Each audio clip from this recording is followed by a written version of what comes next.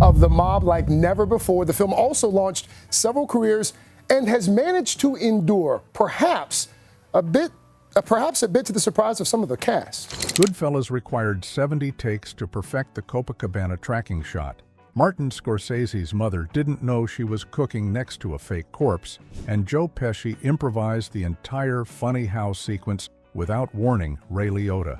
But why did the real Henry Hill hate the movie? How did they film in actual mob-controlled locations? And which scene caused a real wise guy to threaten Scorsese? These are 50 jaw-dropping details about Goodfellas that will blow your mind. Number 50. The invisible camera trick. During the famous Copacabana tracking shot, the camera appears to float through walls and doors seamlessly. Here's the secret. They built breakaway walls that crew members would silently remove milliseconds before the camera reached them. The Steadicam operator had to maintain perfect timing while navigating through a choreographed dance of disappearing walls, swinging doors, and precisely placed extras. One wrong step meant starting all 70 takes over again. Number 49. The Real Gangster Consultant.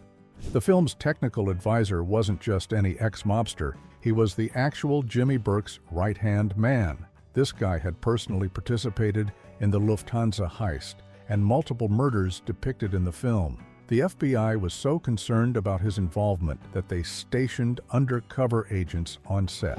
He'd casually correct scenes, saying things like, "Nah, we held the gun differently when we whacked someone." Scorsese kept him on payroll despite studio protests because his insights were invaluable. The advisor later disappeared mysteriously after filming wrapped, and his body was never found. Number 48. The Cocaine Budget Disaster. The film used so much fake cocaine that it became a serious budget concern. They initially budgeted $5,000 for powdered vitamin D to simulate coke. By the end of production, they'd spent over $37,000. Why? De Niro insisted on using the most realistic-looking substitute, which cost 10 times more than regular fake drugs. The powder had to look perfect on camera, clump correctly, and stick to surfaces just like real cocaine. One scene required retakes because the fake coke kept blowing away under the lights. Number 47. The Hidden F-Word Record. Goodfellas held the record for most F-words in a film with 300 uses until Casino beat it. But here's what nobody mentions. The original script had over 500 F-bombs. The studio forced Scorsese to cut 200 of them to avoid an NC-17 rating. There's an underground bootleg version with all the original profanity intact that circulates among collectors. Pesci alone dropped the F-bomb 150 times, averaging one every 45 seconds of his screen time. Number 46. The Mother's Kitchen Secret. Scorsese cast his own mother, Catherine, as Tommy's mother without telling her crucial details about the scene. She genuinely didn't know there was a fake corpse in the car trunk during the dinner scene. Scorsese wanted authentic reactions, so he told her they were filming a simple family dinner. When she improvised the painting dog's dialogue, she had no idea her son's character had just murdered someone. The crew was instructed to keep the body prop hidden from her at all times. She only learned the truth at the premiere. Number 45. The Witness Protection Leak. Henry Hill was still in witness protection during filming, yet he visited the set multiple times. This was completely illegal and could have gotten him killed. The FBI agents assigned to protect him were furious, but couldn't stop him. Hill would show up wearing disguises, sometimes a fake mustache, other times a wig. De Niro and Liotta would meet him in secret hotel rooms to discuss their characters. The studio's insurance company nearly canceled the production when they found out. Hill later admitted he was high on cocaine during most of these meetings. Number 44. The Bamboo Lounge Fire. The actual Bamboo Lounge nightclub wasn't burned down for the film. It had already been torched by the real mob years earlier. The location scouts found the burned ruins and decided to use them. But here's the twist. Local wise guys showed up during filming and demanded payment for using their destroyed property. Scorsese had to negotiate with actual mobsters who claimed ownership of a building they'd allegedly burned down for insurance money. The production paid them $20,000 in cash to avoid problems. Number 43. The Pistol Whipping Aftermath. The scene where Pesci pistol whips the neighbor was so realistic that several crew members thought he'd actually hurt the actor. The fake blood apparatus malfunctioned, spraying twice the intended amount. The actor playing the neighbor couldn't see through the blood and kept acting. Genuinely terrified, Pesci stayed in character, escalating the violence. When Scorsese yelled cut, 3 crew members rushed in thinking there'd been a real injury. The take was so disturbing that the studio wanted it removed, but Scorsese fought to keep it.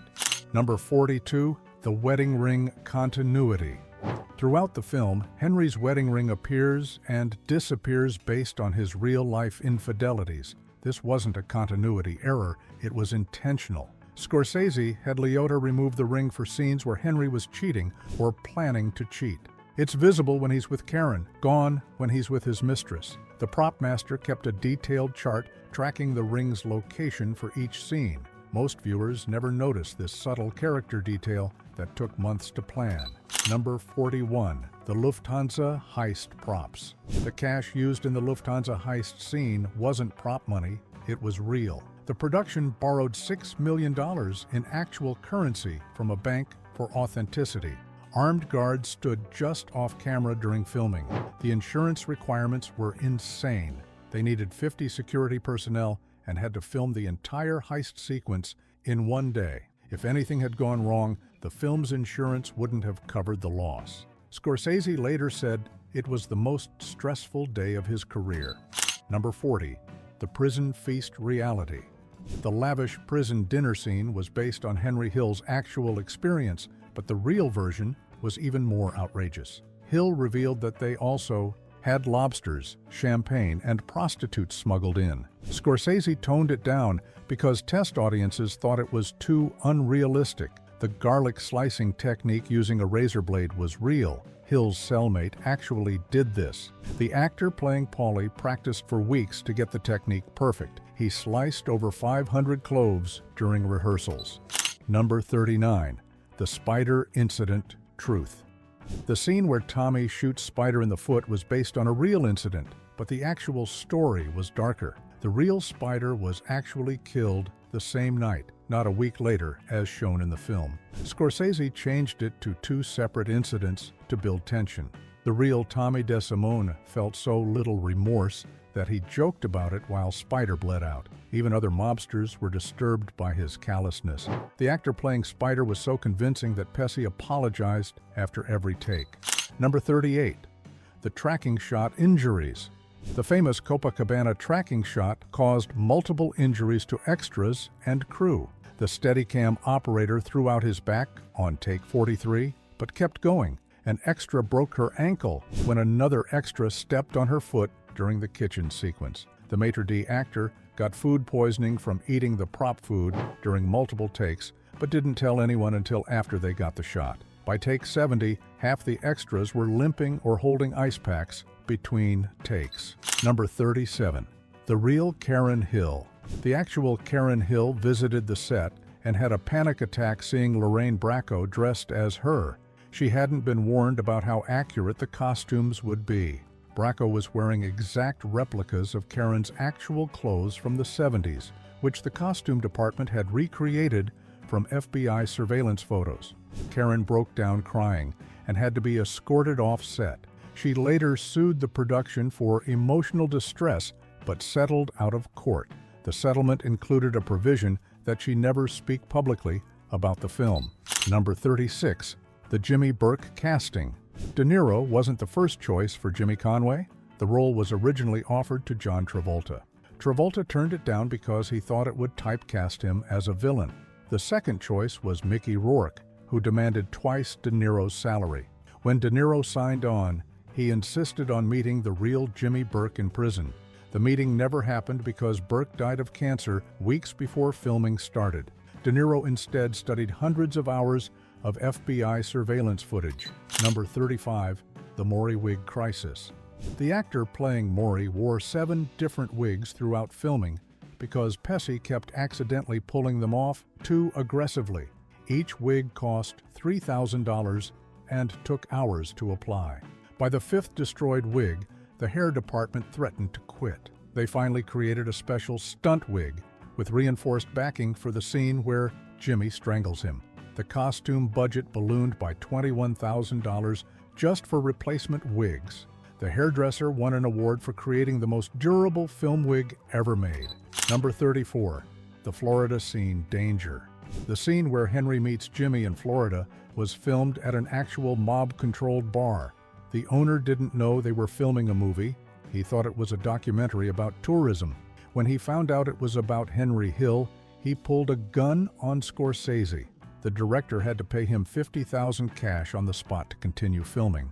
2 crew members quit that day, fearing for their lives. The location manager was later found beaten in his hotel room, though he refused to press charges. Number 33. The helicopter paranoia. During the helicopter paranoia sequence, Scorsese actually rented 5 helicopters to create the effect. But here's the kicker. One of them was a real police helicopter that happened to be monitoring the film shoot. The crew didn't realize it until they reviewed the footage and noticed one helicopter had police markings. The paranoid feeling was enhanced because Liotta genuinely didn't know which helicopters were following him for the scene and which might be real surveillance. The confusion added to his performance. Number 32. The babysitter scandal. The actress playing Henry's babysitter was actually the daughter of a real mob lawyer who represented several Lucchese family members. She got the role through family connections, but the FBI investigated whether it was an attempt to infiltrate the production. Agents interviewed Scorsese about why he cast her. The investigation revealed that her father had been secretly recording his mob clients for years. The tapes later helped convict several gangsters who appeared as extras in the film. Number 31. The gun sound revolution. Goodfellas was the first film to record actual gunshots in enclosed spaces for sound effects. The sound designer fired real weapons inside a warehouse, house, and car to capture authentic acoustics. Previous films used the same generic gunshot sounds regardless of location. The recording session was so loud that neighbors called the police, thinking there was a real shootout. The sound crew was detained for 6 hours while police verified their permits. These recordings became industry standard and are still used today. Number 30. The Billy Bats beating. The Billy Bats beating scene required 47 takes because the fake blood kept coagulating under the hot lights. They used a new type of synthetic blood that looked more realistic but had to be kept at exactly 72 degrees. The effects team stood by with hair dryers between takes to keep it flowing. Frank Vincent, who played Bats, was actually knocked unconscious during take 31 when Pesci accidentally hit him with a real bottle instead of the prop one. He finished the scene with a concussion. Number 29. The actual crime scene. Several scenes were filmed at the actual locations where the real crimes occurred. The bar where Tommy killed Billy Bats was the same building, just renovated. During filming, construction workers found bone fragments in the basement. Production stopped while police investigated, but they couldn't determine if the bones were human or animal. The crew reported strange noises and cold spots in the building. 3 electricians refused to work in the basement alone. Scorsese brought in a priest to bless the location. Number 28. The painting authentication. The painting of the dogs in Tommy's mother's house was actually painted by Nicholas Pileggi's mother. But here's the weird part. She painted it in 1947, decades before the book was written. When they needed a prop painting, Pileggi remembered his mother's old artwork in his attic. The painting later sold at auction for $80,000 to a collector who thought it had mob connections. It didn't. Pileggi's mother was a Sunday painter who liked animals. Number 27. The airport truck heist. The Air France truck robbery scene used an actual Air France truck that had been recovered from a real heist years earlier. The FBI had kept it as evidence and loaned it to the production. What they didn't tell Scorsese was that bloodstains from the original robbery were still visible inside. When the props department discovered them, they had to decide whether to clean them or leave them for authenticity. They left them. The truck was returned to FBI custody after filming. Number 26. The dinner prison scene. During the prison cooking scenes, the actors actually prepared and ate the food over multiple takes. By the end of the day, Everyone had consumed massive amounts of pasta, meat, and wine. Paul Sorvino got food poisoning but didn't tell anyone because he didn't want to delay shooting. He threw up between takes and kept acting. The script supervisor noticed he was turning green but thought it was just the lighting. Sorvino later said it was his most challenging scene because he had to look like he was enjoying the food. Number 25. The point of view innovation. Goodfellas pioneered the use of breaking the fourth wall in crime films. But Scorsese almost cut all of Liotta's direct-to-camera narration after test audiences found it confusing. The studio wanted traditional voiceover instead. Scorsese fought for 6 months to keep the technique. He recut the film 7 times to make it work. The final version has 23 direct addresses to camera, each carefully placed to maximize impact. This technique influenced countless films afterward, but none matched Goodfellas' effectiveness. Number 24. The real mob visitors. During production, actual mobsters regularly visited the set to check accuracy. These weren't consultants. They were active criminals who heard about the movie. Security counted over 40 known mob associates who showed up uninvited. Some offered protection for a fee. Others wanted to be extras. One crew member was approached by a wise guy who offered to take care of a producer who had fired his nephew. The FBI had undercover agents working as extras to monitor these interactions. Number 23. The costume authenticity. The costume department spent 6 months researching 70s mob fashion by studying FBI surveillance photos. They discovered that mobsters had specific rules about clothing. Never brown shoes with a blue suit, always French cuffs on dress shirts, specific knot styles for ties. De Niro insisted his suits be tailored by a Brooklyn tailor who actually made clothes for wise guys. The tailor was later arrested for money laundering. He'd been using his legitimate business to clean mob money for decades. Number 22. The drug deal paranoia. The frantic drug deal sequence where Henry drives around paranoid was filmed in real time. Scorsese made Liotta stay awake for 36 hours to achieve authentic exhaustion. They shot continuously for 20 hours, following Liotta as he drove to actual locations. The helicopter pilots were instructed to appear and disappear randomly, so Liotta never knew when they'd show up. By the end, he was so paranoid that he thought real helicopters were following him home. His wife found him hiding in their garage at 3 a.m. Number 21. The witness stand setting. The courtroom where Henry testifies was the actual federal courthouse where the real Henry Hill testified against his former associates. The judge who appears in the scene was the same judge who presided over some of the real trials. He agreed to appear only if his face was partially obscured.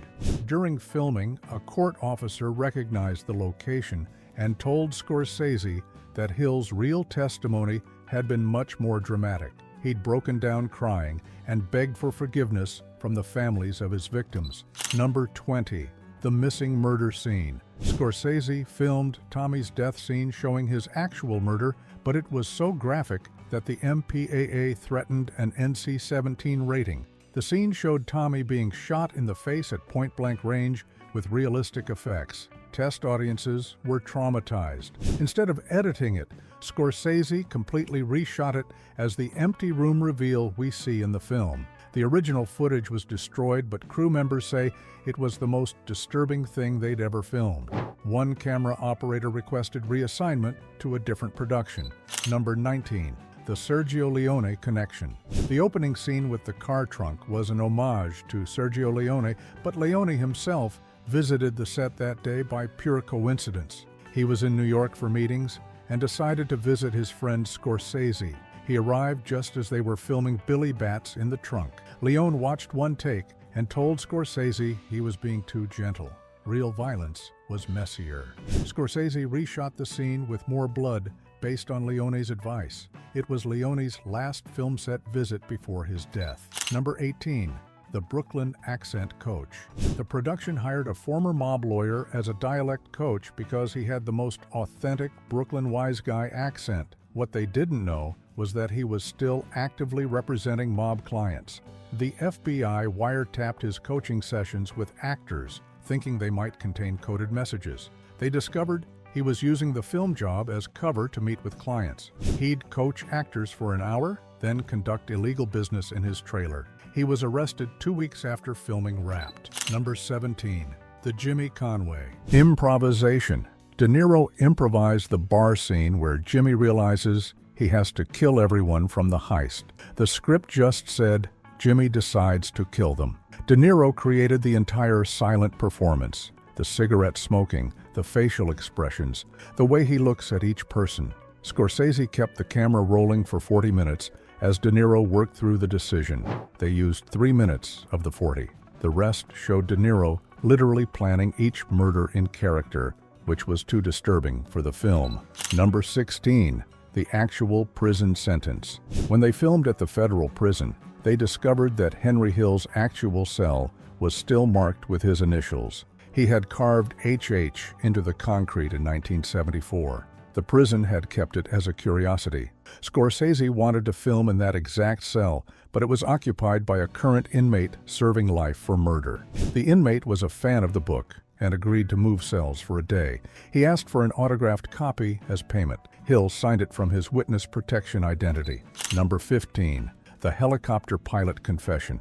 One of the helicopter pilots hired for the paranoia sequence later confessed he'd been hired by real mobsters to follow the film crew. They wanted to know if any of their current operations would be exposed. The pilot was supposed to report back about what scenes were being filmed. He took their money, but never reported anything useful. 2 years later, he testified about this in a federal case. His testimony helped convict 3 mobsters who were trying to intimidate witnesses connected to the film. Number 14. The hidden commentary track. There's an unreleased commentary track where the real Henry Hill watches the film with Scorsese. The studio deemed it too legally dangerous to release. Hill constantly corrects details and accidentally confesses to crimes not in the film. At one point, he mentions a murder nobody knew about. The FBI subpoenaed the recording. Scorsese had to testify about what Hill revealed. The commentary remains locked in the studio vault. Only 5 people have ever heard it, and they're bound by legal agreements. Number 13. The Copacabana permission. The famous Copacabana wouldn't give permission to film until Scorsese agreed to a bizarre condition. He had to film a commercial for them using the same tracking shot technique. The commercial never aired because it was too long and expensive, but the Copacabana owners loved it so much they played it on loop in their lobby for years. The commercial featured elderly tourists following the same path as Henry and Karen. It cost more to make than most independent films. Number 12. The burial ground discovery. The scene where they dig up Billy Batts was filmed at a location where bodies were later actually found. 2 years after filming, construction workers discovered human remains at the exact spot where the scene was shot. The FBI investigated whether the film crew knew about the bodies. They didn't. It was pure coincidence. The remains were from the 1970s and were never identified. Local rumors suggested the mob had used the area as a burial ground for decades. Number 11. The witness protection handler. The FBI agent who appears in the witness protection scenes was Henry Hill's actual handler. He agreed to appear only if his real name wasn't used and his face was partially obscured. During filming, he kept correcting details about procedure. He revealed that Hill was the worst protected witness ever. He constantly blew his cover. The handler had to relocate Hill 17 times because he kept telling people who he really was. The agent quit the witness protection program after dealing with Hill. Number 10. The studio's secret surveillance. Warner Brothers was so concerned about mob interference that they hired private investigators to surveil their own production. These investigators discovered that 3 crew members were related to organized crime figures. The studio wanted them fired, but Scorsese refused. He argued they were excellent at their jobs. The surveillance also revealed that 2 extras were FBI informants, and 1 was an undercover DEA agent. The various agencies were all investigating each other without coordination. Number 9. The Lufthansa money trail. The prop master accidentally used real serial numbers from the actual Lufthansa heist money on the prop bills. The FBI noticed this during a screening and launched an investigation. They thought someone involved in the production might have access to the stolen money. It turned out the prop master had found the serial numbers in a true crime book and thought they'd add authenticity. The investigation cost the studio $200,000 in legal fees. The prop bills had to be destroyed under federal supervision. Number 8. The Ray Liotta preparation. Liotta spent 6 months preparing by listening to FBI wiretaps of the real Henry Hill. The FBI gave him access to hundreds of hours of recordings. What Liotta discovered disturbed him. Hill was far more violent and racist than portrayed in the film. Liotta heard Hill planning assaults and using constant ethnic slurs. He told Scorsese they were making Hill too sympathetic. They added subtle moments of cruelty to balance the character. Liotta later said he had nightmares about becoming too much like Hill. Number 7. The Karen Hill jewelry. All the jewelry worn by Lorraine Bracco was authentic 70s mob wife jewelry purchased from pawn shops in Brooklyn. The costume department discovered that many pieces had inscriptions from dead mobsters to their wives. One necklace was inscribed, "To Marie Love Always, Tony B." They researched and found Tony B was murdered in 1978, and his wife Marie pawned the jewelry to pay for his funeral. The jewelry budget was $70,000, mostly for these authentic pieces with dark histories. Number 6. The Tommy's Mother house. The house used for Tommy's mother belonged to an elderly woman who didn't know it was a mob movie. She thought they were filming a family drama. When she saw the film and realized her house was where they stored a corpse, she tried to sue. Her lawsuit claimed the film devalued her property because people thought murders happened there. Local teenagers started calling it the Body House. She had to move because of harassment. The studio settled for an undisclosed amount. Number 5. The prison guard revelation. During the prison scenes, one of the real guards pulled Scorsese aside with a confession. He'd been taking bribes from the actual Henry Hill to smuggle contraband. He was terrified the film would expose him.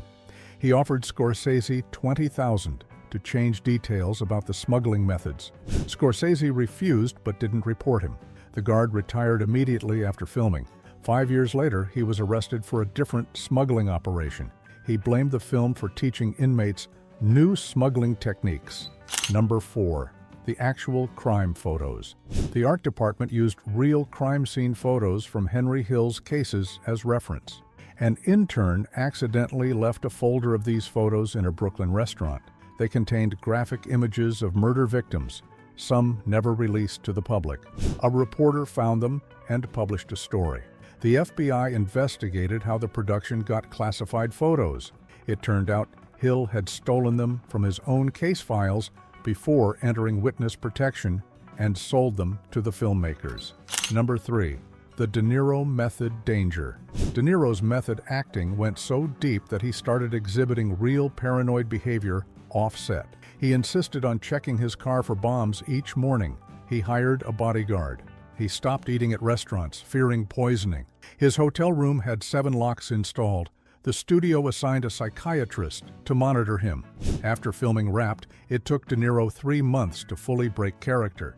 He later admitted he'd genuinely feared for his life during production, unable to separate reality from the role. Number 2. The missing scene confession. There's a 20-minute sequence that was filmed but never included in any version of the film. It showed Henry's crew committing a home invasion that went wrong. During filming, one of the technical advisors broke down and confessed he'd participated in the actual crime.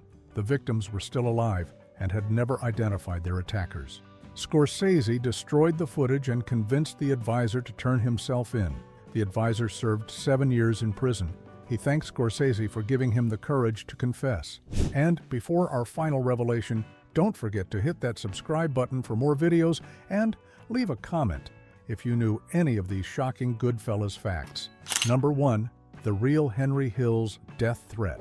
Here's the most chilling detail about Goodfellas that almost nobody knows. During the film's premiere, Henry Hill received a phone call at the theater. The caller knew exactly where he was sitting, what he was wearing, and who he was with. The voice said, "We let you live this long to see yourself on screen. Now you've seen it. Enjoy the show." Hill immediately left the premiere and went into hiding for 6 months. The FBI traced the call to a payphone in Brooklyn, but surveillance footage showed only a hand inserting coins. They analyzed the voice and determined it belonged to someone from Hill's old crew, but could never prove who. Hill spent the rest of his life believing someone was waiting for the right moment to kill him. He carried a gun everywhere and changed hotels every few nights. When he died in 2012, his family found notebooks filled with paranoid observations about being followed. The FBI later revealed they'd assigned agents to protect him at public appearances for 20 years because the death threats never stopped. Even more disturbing, they discovered that at least 3 attempts on his life were prevented by pure luck, assassins showing up minutes after Hill had left locations.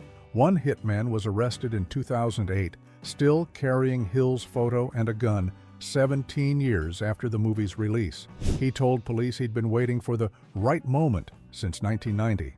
Hill lived his final years in constant fear, checking into hospitals under false names and refusing to eat food he hadn't prepared himself. His paranoia was justified. The mob never forgets, and Henry Hill spent 22 years after Goodfellas knowing that somewhere, someone was still planning to make him pay for his betrayal. The FBI file on threats against Hill remains classified, but agents familiar with the case say it contains over 300 credible death threats, making him the most threatened witness in federal history.